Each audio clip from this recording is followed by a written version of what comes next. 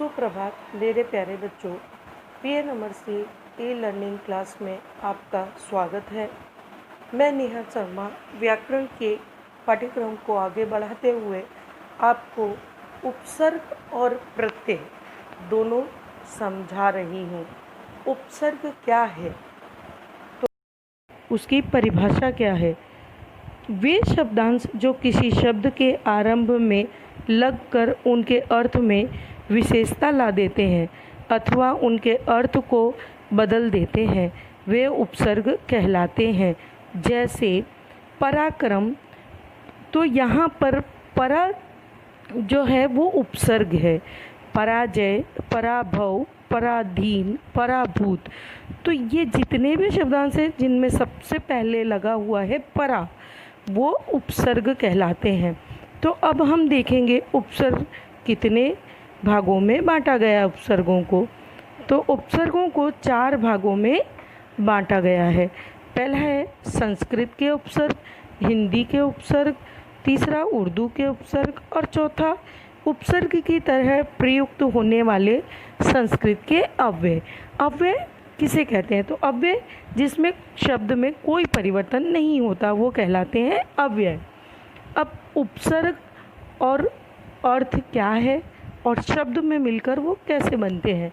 तो उपसर्ग है अति, अर्थ है उसका अधिक, ऊपर। अब शब्द रूप में उसको कैसे उपयुक्त किया गया है, तो अत्यंत और अति उत्तम। अधि ये उपसर्ग है जिसका अर्थ होता है पीछे, समान। अब शब्द रूप में उसे मिलाया तो अधिकार, अध्यक्ष। अप जिसका अर्थ है बुरा, हीन। अब शब्द रूप में अपमान, अपयश, अपकार। उपसर्ग है अब जिसका अर्थ है बुरा, नीचे। अब हम अवनति, अवगुण और अवशेष। अब उपसर्ग है आ तक से लेकर उल्टा, ये उसके अर्थ हुए। अब शब्द रूप में मिले तो आजन्म, आगमन, आकाश। उपसर्ग है और अर्थ है निकट, गौण। और शब्द रूप उपकार, उपदेश, उपचार।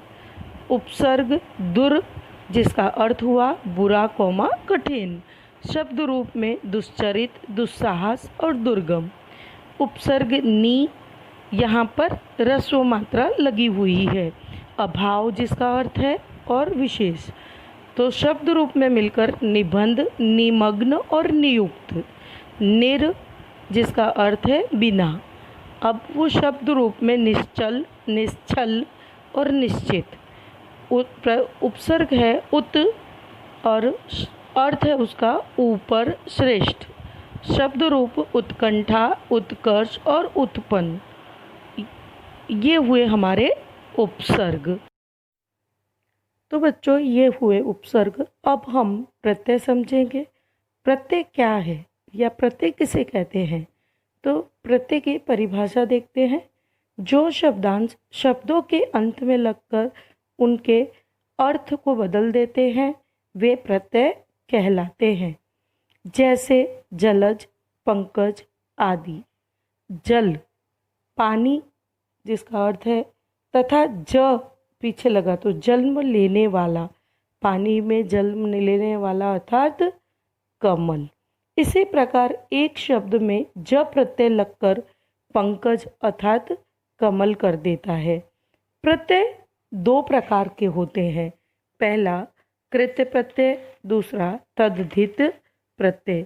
अब उनके उदाहरण देखते हैं हम लोग। तो उदाहरण है, तो शब्द है राखन और प्रत्यय लगा हारा, तो शब्दांश बना राखन हारा।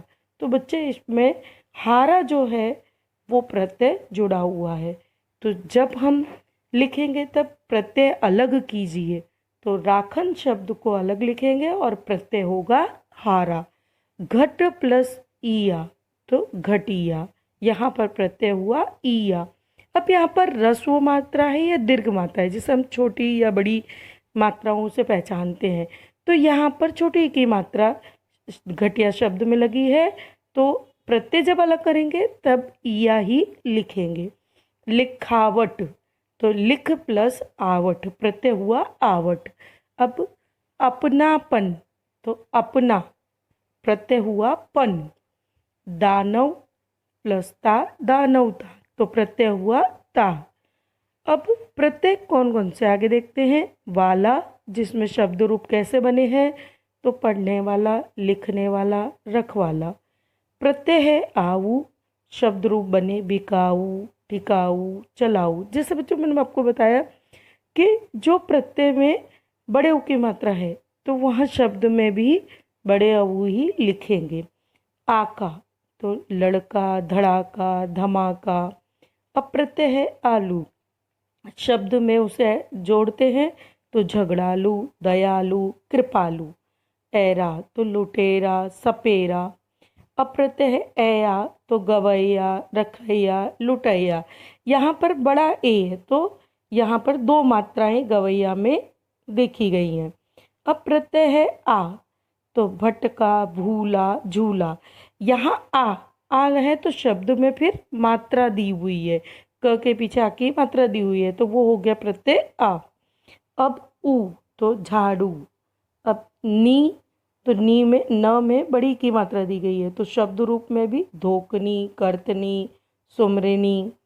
अब प्रत्यय ई, तो रेती, फांसी, भारी। न, तो बेलन, झाड़न, बंधन। तो बच्चे हुए ये प्रत्यय। अब जब भी हम प्रत्यय पूछे जाएंगे कि प्रत्यय किस तरह से शब्द रूप में से अलग कीजिए, तो आपको शब्द के पीछे देखना है और उसमें से दिए गए प्रत्यय को अलग करना है। धन्यवाद।